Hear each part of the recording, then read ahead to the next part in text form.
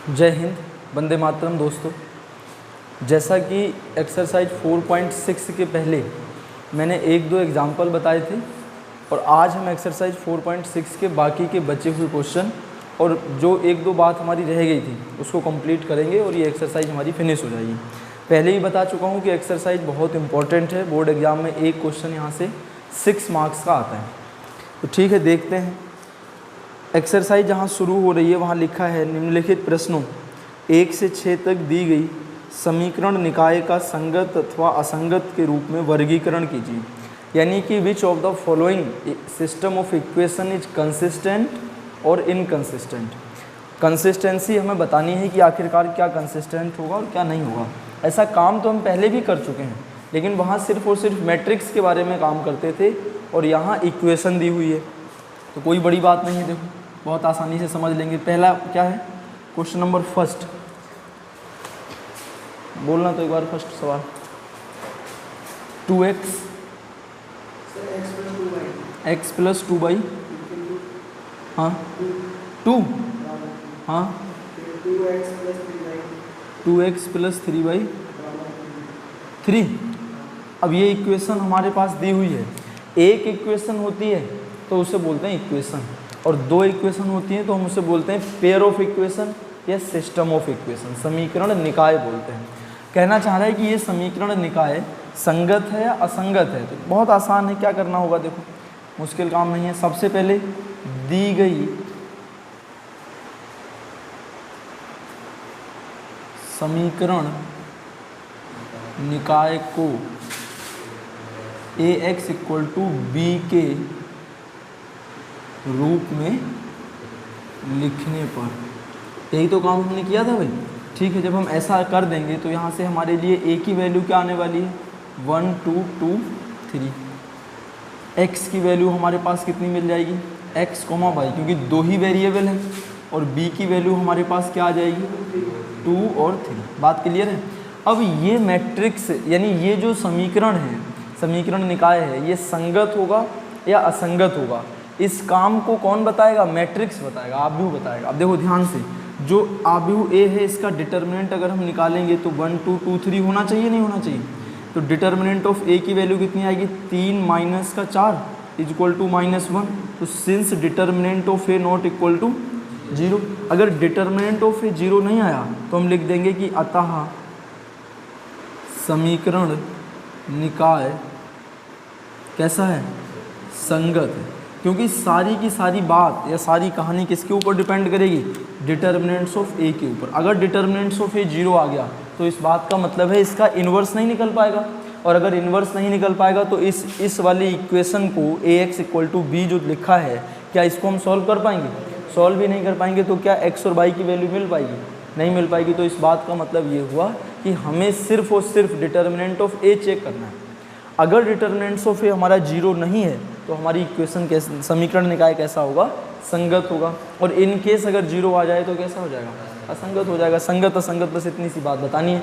अब इसमें ये तो कह नहीं रहा है कि आगे सॉल्व भी करो, क्वेश्चन ये थोड़ी कह रहा है कि समीकरण को हल भी करो, सिर्फ इतना कह रहा है कि ये बताओ कि संगत है या असंगत है। तो हमने बता दिया भाई संगत है। अगर कहता हल करो तो हम इसको हल भी कर देते।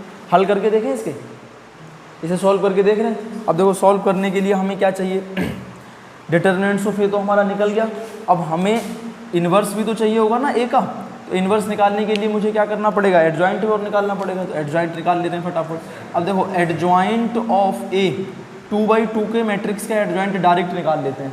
कोफैक्टर की ज़रूरत हमें पड़ती तो है, लेकिन बिना कोफैक्टर निकाले भी हम निकाल लेते हैं। कैसे, मैंने सिखाया था, इन दोनों की जगह बदल दो, 3, 1, इन दोनों का साइन बदल दो, -2 -2। क्या निकल करके आ गया हमारे पास में, एडजॉइंट निकल गया।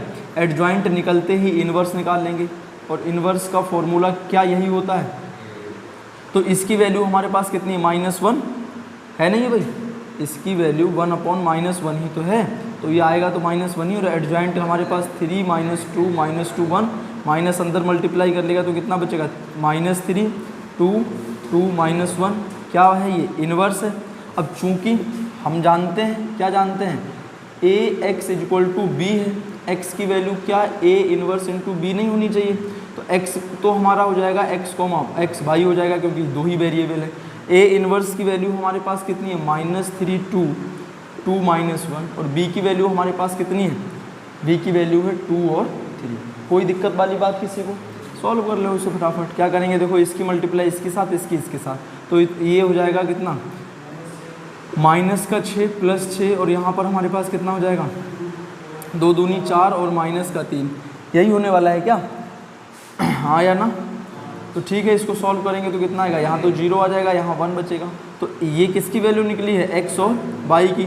हम जानते हैं बराबर आव्यूह के संगत अवयव बराबर होते हैं, तो इसलिए x की वैल्यू कितनी आनी चाहिए 0, y की वैल्यू 1। तो अगर x 0 है y 1 है, तो अब देख लो आंसर सही है या गलत है, इस बात को यहाँ पर पुट करके देखो भाई। x की वैल्यू 0 रखोगे, y की वैल्यू 1 रखोगे तो 2 = 2 आ जाएगा, ठीक है। या x की वैल्यू 0 रखोगे, y की वैल्यू 1 रखोगे, 3 = 3 आ जाएगा। यानी कि हमारे जो आंसर निकले हैं वो इक्वेशन को क्या कर रहे हैं, सेटिस्फाइड कर रहे हैं, संतुष्ट कर रहे हैं। तो इसका मतलब जो आंसर आया है वो कैसा है, सही है, बात खत्म हो गई। लेकिन ऐसा क्वेश्चन पेपर में नहीं आएगा, 2 इक्वेशन या 2 वेरिएबल का क्वेश्चन नहीं आएगा। पेपर में जो क्वेश्चन आएगा उसमें 3 वेरिएबल्स होंगे और 3 ही इक्वेशन होंगे, वो काम हमें करना है। ये वाली बात समझ में आई थोड़ी बहुत? संगत असंगत का फंडा क्लियर है? देख लो इसको भाई फटाफट। नंबर 15वां 15th क्वेश्चन देखेंगे एक्सरसाइज का। क्या कहना चाह रहा है बताओ? इक्वेशन बोल दो पहले। हाँ हाँ हैं 11, हाँ 3x + 2y - 4z -5 x + y - 2z = यही है ना?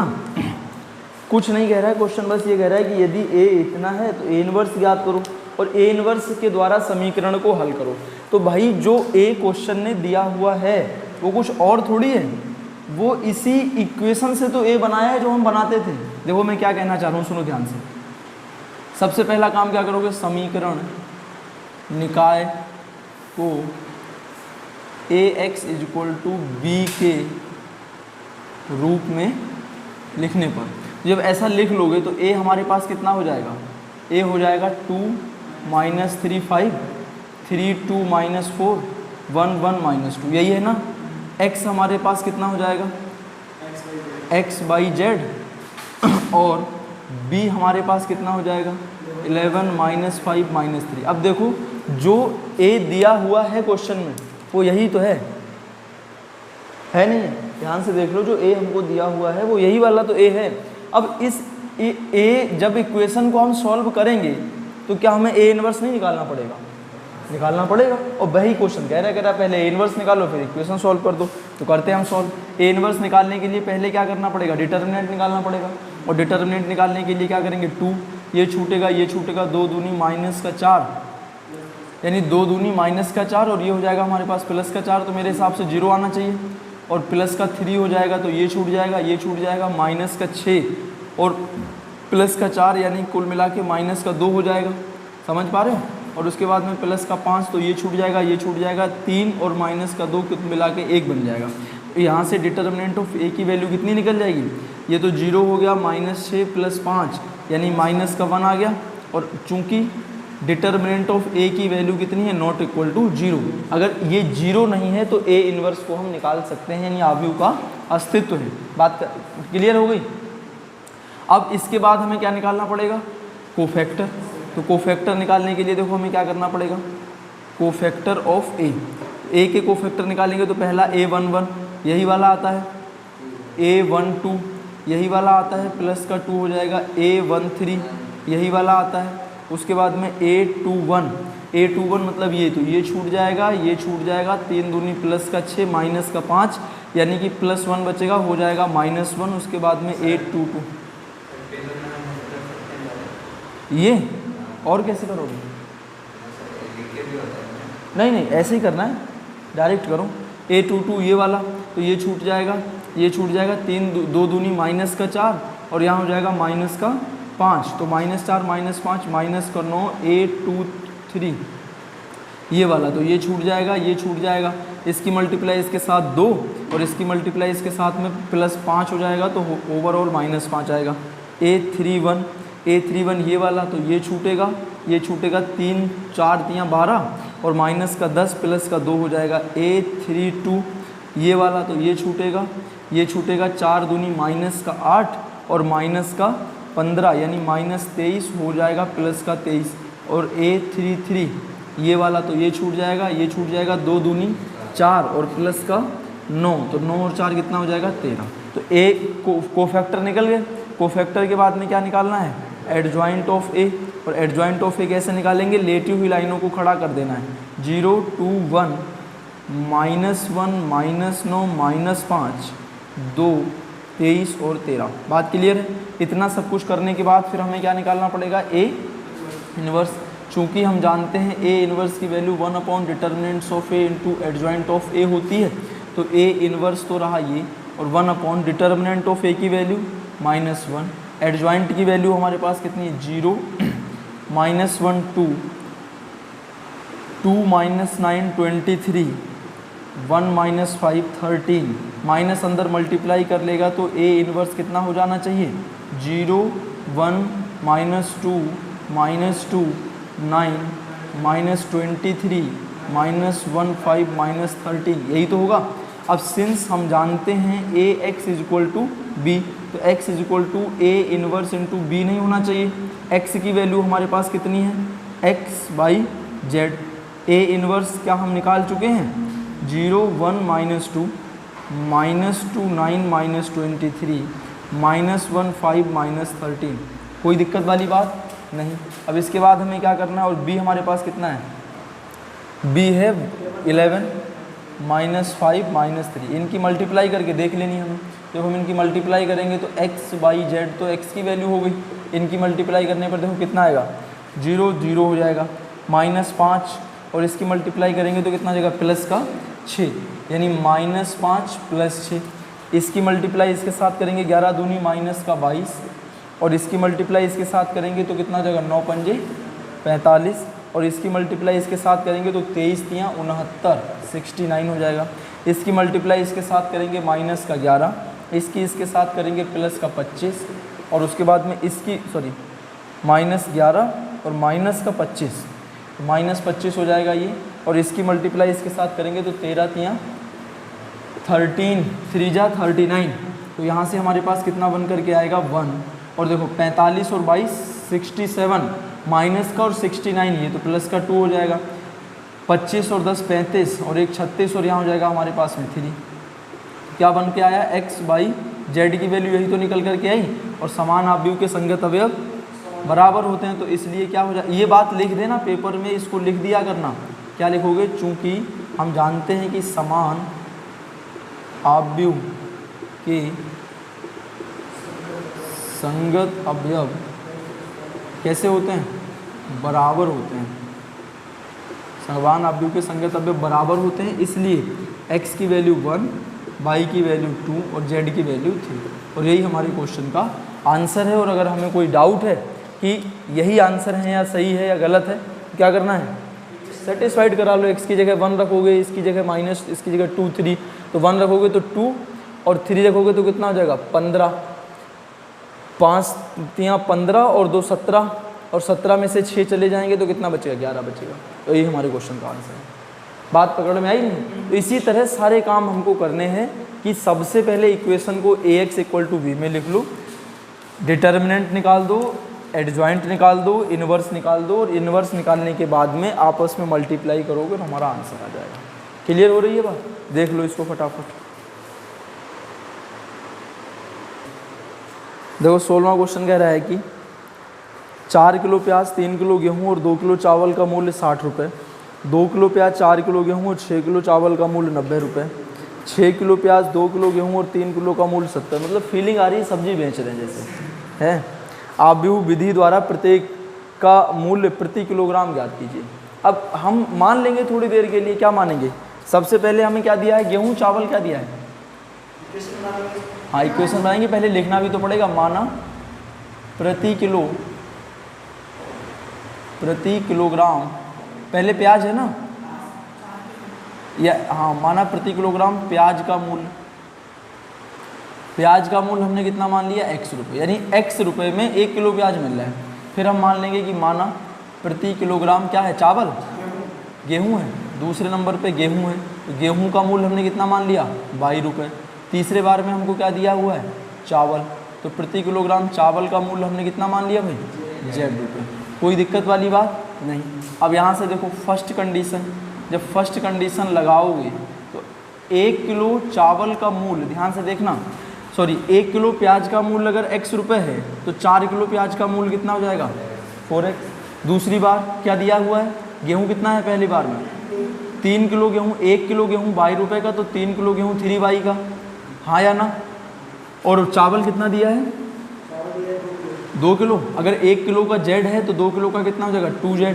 अब कह रहा है इन सब की कीमत कितनी है, 60 रुपये, इन सब की कीमत है 60 रुपये। तो कहने का मतलब इतने प्याज, इतना गेहूँ, इतने चावल को जब हमने खरीद के लाए तो इनका पैसा जोड़ोगे ही तो आपस में, और जोड़ करके इक्वेशन क्या बन जाएगी, 60 के इक्वल, और ये इनकी टोटल कीमत होगी। इसी तरह सेकेंड कंडीशन जब लगाओगे तो सेकेंड कंडीशन के हिसाब से क्या बनना चाहिए इक्वेशन, बताओ। 2 किलो प्याज है तो 2X, फिर बोलते रहो फटाफट, 4 किलो गेहूँ, 6 किलो चावल, 90 रुपये। इक्वेशन दूसरी बन गई। तीसरी कंडीशन जब हम लगाएंगे तो थर्ड कंडीशन के हिसाब से क्या बनना चाहिए, 6 किलो प्याज, गेहूँ, 3 किलो चावल, इनका कीमत, इनकी कीमत है 70 रुपये। तो वही तो काम हो गया। इक्वेशन नहीं दी हुई थी, हमने क्वेश्चन को पढ़ के इक्वेशन बना दिया, और इक्वेशन बनाने के बाद हम नहीं कर पाएंगे सॉल्व क्या, अब तो हम कर लेंगे। कैसे सॉल्व करेंगे, करो भाई, खाली मत बैठो, सब लोग अपना अपना करेंगे।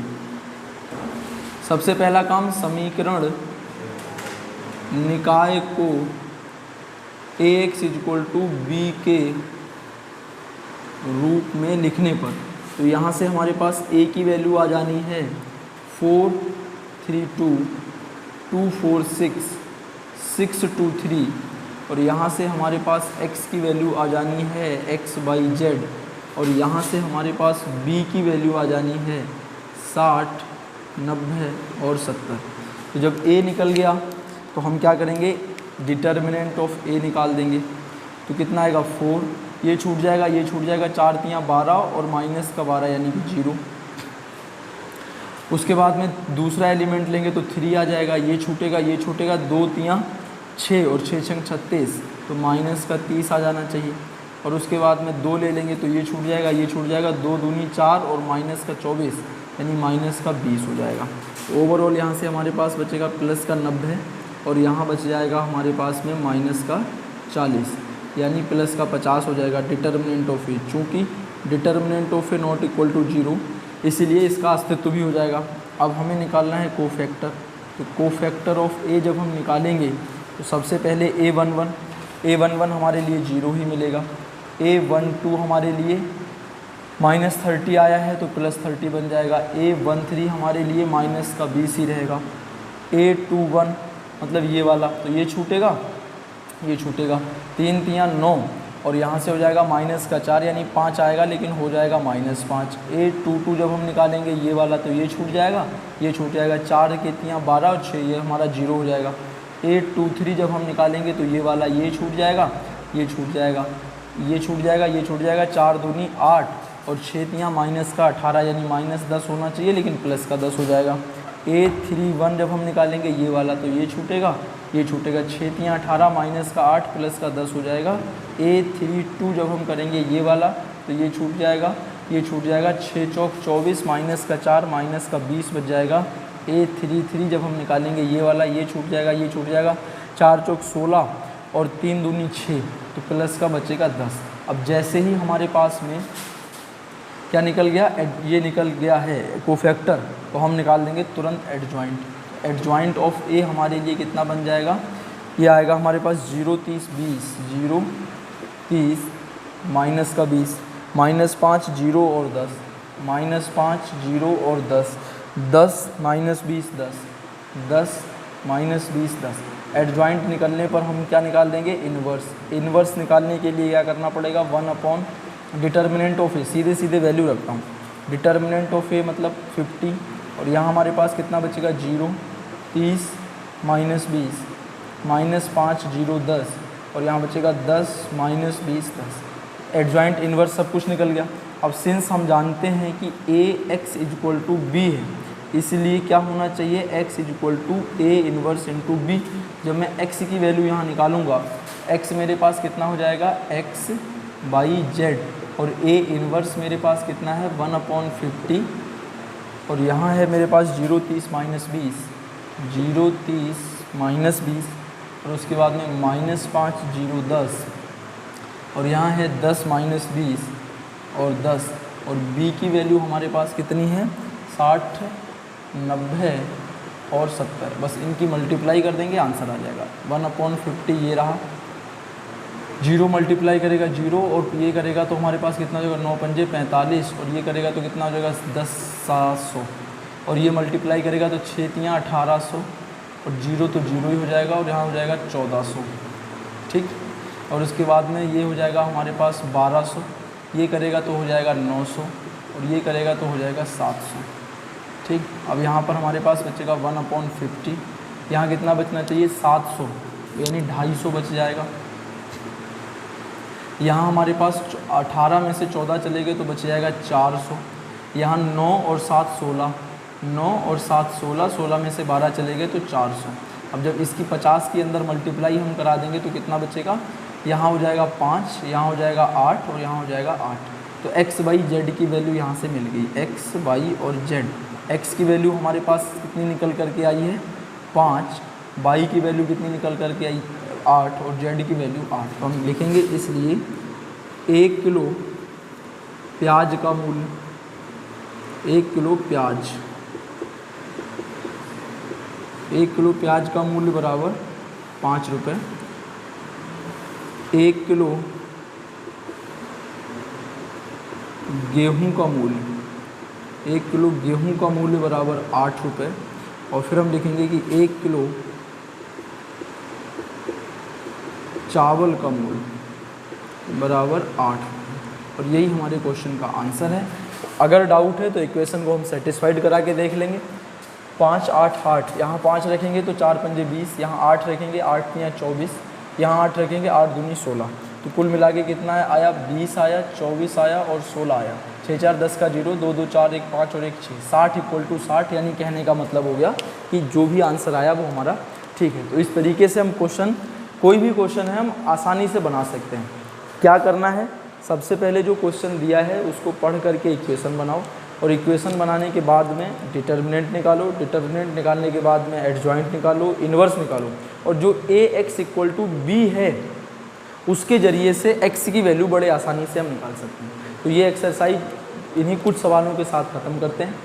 बहुत इंपॉर्टेंट एक्सरसाइज है और सारे ही क्वेश्चन एक ही जैसे होने हैं लगभग। मैंने एग्जांपल भी बता दिए, एक्सरसाइज के भी क्वेश्चन बता दिए। बाकी के जो भी क्वेश्चन नहीं बनते हैं तो उनको बता देना, मैं सॉल्व करा दूंगा। लेकिन खुद से करोगे तो क्या होगा कि प्रैक्टिस बन जाएगी, और 4-6 सवालों की प्रैक्टिस बन जाएगी तो एक पैटर्न दिमाग में बना रहेगा कि हमें क्या क्या काम करना है, और सीधे 6 नंबर यहाँ से मिलते हैं। तो तब तक के लिए अपना सॉल्व करते रहेंगे, पढ़ते रहेंगे। सभी के लिए धन्यवाद। जय हिंद, वंदे मातरम।